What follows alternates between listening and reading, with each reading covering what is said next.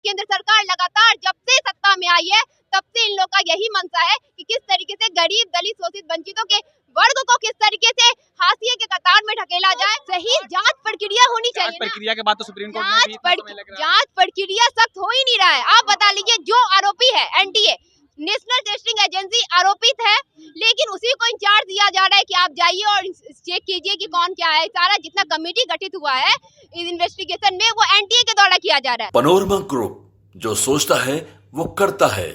क्या मांगे हैं? आज हम लोग का विधानसभा का मार्च होने जा रहा है। ऑल इंडिया स्टूडेंट एसोसिएशन से पूरे बिहार के जिला भर से छात्र युवा आए हैं। हम लोग का मांग है कि नीट यूजी में जो धांधली और भ्रष्टाचार दिखा है और उसके बाद भी केंद्र सरकार एकदम से मौन बैठी हुई है। ये चाहती है कि इतने बड़े प्रतिस्पर्धा वाली परीक्षाओं से किस तरीके से शोषित लोगों को और वंचितों को मेडिकल के क्षेत्र से दूर कर दे।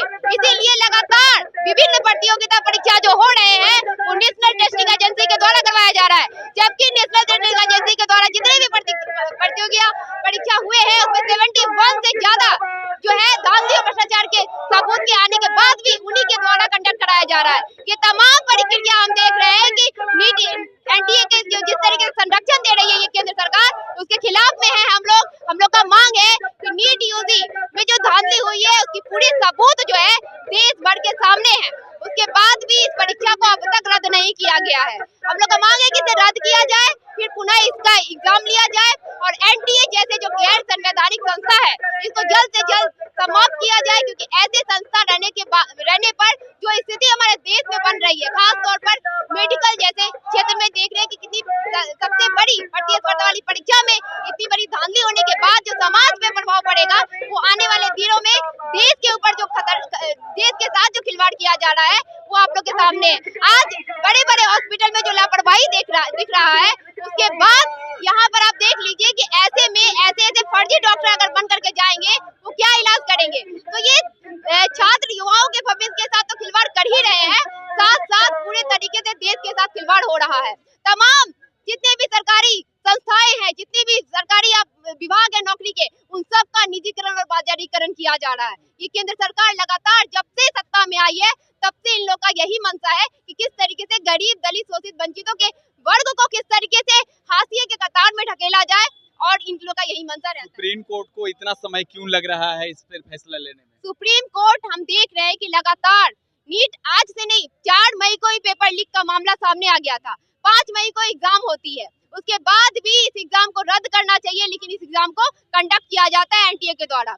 लेकिन लगातार हम लोग के सारे सबूत सामने आने के बाद अभ्यर्थी जो एग्जाम में बैठे हैं उनका ये कहना है, मुजफ्फरपुर में आप देखिए है ना, एक अभ्यर्थी आयुष नाम के हैं, वो बोल रहे हैं कि दूसरे की जगह पे वो एग्जाम देने के लिए बैठे थे। उनको जब पकड़ा गया तो वो बोले कि हाँ मुझे क्वेश्चन पूरा प्रश्न पत्र मिला था 4 मई को ही, सारे जितने भी प्रश्न पत्र के उत्तर मिले थे वो हूबहू 5 मई के एग्जाम में वो बैठ करके दिए हैं।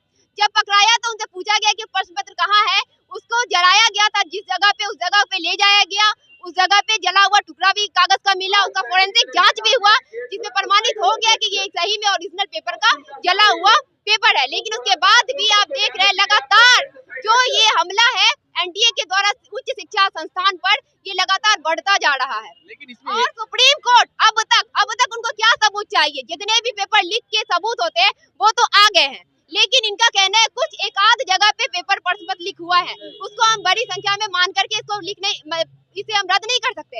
ये कहाँ से इंसाफ हो रहा है न्याय पसंद अभ्यर्थियों के साथ?